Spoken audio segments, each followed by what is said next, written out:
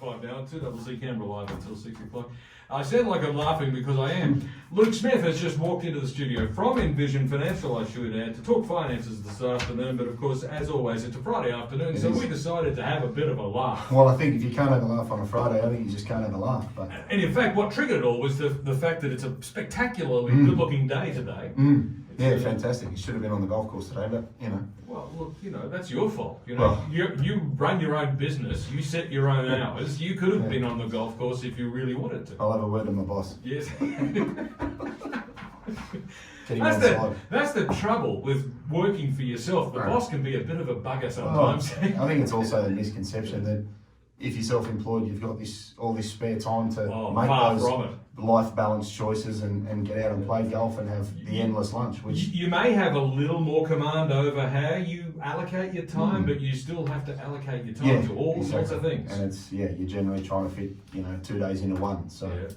Something's got to give, and it's normally the golf, unfortunately. Unfortunately. But look, I think tomorrow should be pretty good for golf as well, if you can make it out there tomorrow. Well, I just caught all the greens, so I think we'll give that a miss as well. So never mind. Doesn't matter. We're here to talk about finances today, yes. And I can tell you, if you're interested, that once again, the share market is kind of down today. The off a bit today? Yep. Yeah, it's down by almost 1%. It's about 0.8%. That's okay. A bit of a rough drop the last couple of Well, days. we've seen the tech sector in the US have such a strong rally that companies in that sector are people taking some profit, lightening things off, and just normalising the earnings because they have been exponentially good, and they form a very large portion of the index. So 3 or 4 or 5 companies that rally very strongly can lift the entire index disproportionately. So we're just seeing that those sort of high growth areas have just pulled back a little bit and normalised their earnings. So that's not normally the sort of thing we talk about here, because we tend to take a longer view, don't we? Look, and I think that's important that people remember that. It's very much a case of look at it as a positive and say, well, maybe I can have a nibble. Yeah. Maybe I can take some positions, and in light of where the US market's at historically, throwing all your powder in one go may not be right. But again, if you've got a 15, 20, 30 year view, have a go and just take that on board when you place the money. What we are here to talk about today is exchange-traded funds, which is a related topic because we're talking about something you can buy on the stock exchange. Correct. Very simple, very easy to do, and very useful in the right circumstances. Yeah, look, fantastic. And you're spot on. I think that's a very good example of what people need to keep in mind is there's a finite number of things that you can invest in, and a lot of investment opportunities will have a similar underlying asset allocation or exposure to companies. A lot of international companies will have obviously a large exposure to the US. They can branch off into Europe. And the nice thing about an exchange traded fund, or what an exchange traded fund is just a collection of companies in a specific area, all bundled together. And I think that's the simplest way to try and explain an ETF or an exchange traded fund. An example of that for the listeners is, when you watch the news at night and just before the weather, they say, the ASX 200 was up 6 points or down 56 or... Today it's down 0.8%. Okay, so when you see that on the news, that is a very good example. The ASX 200 is the largest 200 companies in Australia, and that's the ASX 200 index. Now you could go out and buy an ETF that replicates that index perfectly, and it costs around 0.15% for the privilege of investing in that ETF, because that product has to buy the underlying assets, pay you a dividend, do all of the paperwork, do the distributions, do the tax statements. So there is a cost to investing in anything these days, which has always been the case with ETFs and managed funds. But an ETF is a really, really good vehicle for maintaining a cost-effective exposure to a specific area of the market that you can now choose, because they become very, very tailored, and they're getting really sexy. They can also be really boring, so you've got a really nice suite of options depending on what takes your fancy. And the key feature of an exchange-traded fund is that it's simply an investment fund which is traded on the exchange. So you can actually go and buy units in this fund directly on the stock exchange. You don't need to go and find somebody who will sell you units in a managed fund. Yeah, they trade exactly the same as something like a BHP or a Rio or a CBA or a NAB or any other listed share. It is a listed vehicle And you can get into it for as little as $9.95 brokerage on your online broker. Well, quite possibly, just depending on who you use. But it's something that people should look to try and incorporate or consider using, where they want some very good diversification. They can control where they invest their money. You can actually now really dial down into different areas. So you can have an international exposure to the US, to Europe, to the world's largest 100 companies, to tech, to AI, to all of these different areas that are becoming more and more prevalent. You can have ethical investments, you can have fixed interest sector, you could have Australian equities, and within the Australian equities, you can dive a little bit deeper and you can say, all right, I really like the top 20. Yes. You can buy an ETF that is just the top 20, the top 50, the top 100, the top 200, top 300. So all I'm showing here is you can tailor your exposure in line with how you feel about risk and the level of fear that you have in the market. You can tailor what you buy so that your broader asset allocation is appropriate for your chosen risk profile. And ETFs are a really, really good vehicle to complement individual listed shares, managed funds, fixed interest, cash, term deposits. They just become another vehicle or resource within your portfolio that you could use to try and achieve the outcomes that you want over the time frame for which you're investing. Now, tell me if I'm wrong, but I would imagine one of the great benefits of an ETF is the ease with which you can buy some units in it, or alternatively sell some units in it. It's as simple as going online, buy it or sell it. Simple. Exactly. Just as I say, just trades like a normal share. So a really good benefit of an ETF is, if you're not sure what you want to buy, you may say, well, it's going to be a little bit more difficult for me to go and buy Google shares directly. You could go and buy an international ETF that will hold all of the large cap big players, your Microsofts, your Googles, your Alphabets, your Starbucks, your Johnson & Johnson. One springs to mind immediately. It's a NASDAQ ETF. Yeah, exactly. So if you want to play in that space, you can get an exposure. And what people really like about them is they're really good from a diversification standpoint. And the ETF that you purchase physically holds the underlying stock. So you want to think about how you structure these things, because there's the let's call it a standard ETF, and then there's a synthetic ETF, which involves elements of gearing and other put and call options and now you're getting tricky. Well, again, I just say to people, keep it nice and simple. Buy something that holds the physical underlying stock, because then you've got limited liquidity issues. Make sure you tailor it to your asset allocation yourself, and remember that it can complement specialised managed funds, depending if you like certain areas, or listed shares. If you already have an exposure to the top 20, you may want to buy one that doesn't have those underlying investments in it, so you're not doubling up indirectly in your portfolio. So they pay income distributions just like a normal share would. So if you buy the ASX 200, you'll get a fully franked dividend. You'll get an income stream, so don't worry about losing out on distributions if you're retired, because they're a great way to normalise your income and not have a reliance on one individual company. So something in the top 20 would be a good example, where you'll have some healthcare, you'll have some resources, you'll have some banks, and you don't have to worry about going out and buying Westpac, only for them to say that they're going to defer their dividend for 12 months, so you don't get the income that you're expecting. So they're a great way to diversify your risk and your underlying exposure, and make sure that you can limit those changes in volatility depending on whether the market's good, bad, or indifferent on any given day. Is there anything bad about them? They sound so good. Well, it's not so much bad, but like any investment, you have to consider the potential risks that you're taking on. You are buying into a structured investment, so there are costs. You are buying into something where the underlying assets need to be owned. There can potentially be the risk of volatility, so the value of something will go up and down. And it's very important that you have an understanding of what you're buying into, not just the label or the brand, because fixed interest could be classified as emerging debt, which is a lot more risky than buying senior debt in Australia. So like I say to most people, you need to look under the hood. And we say this about most things. You need to look under the hood and see, well, what are the underlying assets and what sort of proportions are held.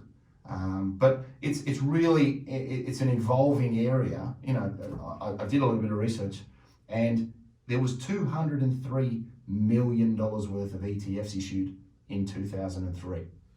Today, well, in 2019, at the end of 2019, it was a $6 trillion Whoa. industry. Huge. So I think these have really become more prevalent post things like the GFC. Yes. Where prior to that, people were making 20, 25%, didn't care about the costs. Yeah. Take the underlying performance away, and all of a sudden people became really conscious of what they're spending. So using ETFs in your portfolio is a really good way of getting a cost-effective exposure to assets that could be appropriate for you, and you need to make sure that they're available in your respective investment structures, be it a super fund, an industry fund, or a personal super fund. Check and just see, because not all funds offer them. Yeah. And again, it will come down to the suite of investments that your particular fund has. And if they don't offer them, then I'd recommend people consider looking for one that does, because you could be paying more than you need to. I think one of the attractive features of the ETF is that it's so simple, so straightforward, and you can very much treat it like a set and forget kind of investment. Yeah. But is that also a risk? Could you become a bit complacent and not pay as much attention to it as you should? Yeah, look, and I think like anything, there's going to be cyclical movements, positive or negative, depending on what's happening. And part of being proactive is not so much turning over a portfolio and selling everything and buying it back. It's just topping and tailing assets. Take some profit when things are overpriced, put it in cash. If you need to move out of a position, sell that and move into something better, depending on what you're invested in and what the underlying investments are.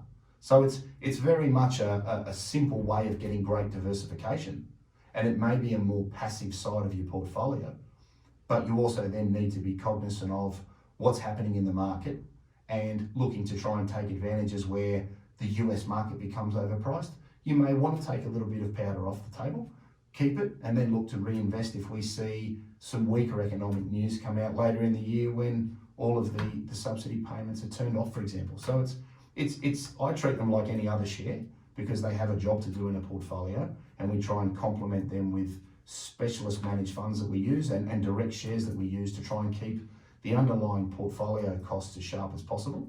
And that's obviously what people are very concerned about. Now, you've said that you can get ETFs that replicate the ASX 200 or even the top 20. You said you can target various sectors like technology, for example. Can you also target particular equities on the basis of the ones that have the best franking credits, or the ones that have the best income stream, that sort of thing? Yeah. So, and that's really part of that $6 trillion explosion in the sector, is they're becoming more and more specialised, and they're becoming more and more tailored for exactly those reasons. If you want artificial intelligence, you can go out and get one. You want an ethical investment, you can go out and get one. If you want high yielding domestic, you can get one. You want low volatility US, you can get one. So it's about understanding and finessing the market and saying, well, what's out there for me? How does it fit my risk profile? And how does that complement the other assets that I have in my portfolio? Because ultimately, we don't want 10 apples. We want a few different things in a few different areas to try and mitigate volatility and make the most of positive and negative. And I'm talking about exchange traded funds as if they simply consist of investments in other shares on the stock exchange, but can they also consist of other investments that are not shares? Can an exchange traded fund be invested in other things? Yeah, look, it can be invested in just about anything that its structure allows it to buy. You'll generally find that it will hold an underlying portfolio of assets. But as I say, as they continue to evolve, you can have real estate specific ETFs, you can have listed versions, you can have exposures to a number of different areas. That then just comes down to going out to the numerous providers in the market and understanding the quality of what they're offering, looking at the underlying costs, taking into account your asset allocation, and then making sure that you're buying it for the right reasons, so that you have the income that you expect, or the franking credits that you want, or the capital growth that you're after, so that it tailors in line with what you're trying to achieve for you, as opposed to having a sort of scattergun approach of, well, I'll just buy some of these. You don't necessarily want to go and buy 5 Australian equity ETFs that will all hold a mix of similar assets, because you need that underlying diversification to mitigate risk over the longer term. Wes, discussing all things financial with Luke Smith from Envision Financial this afternoon. It's around about 12 minutes to 5 on 2CC. We'll be back to talk more about exchange traded funds in just a moment.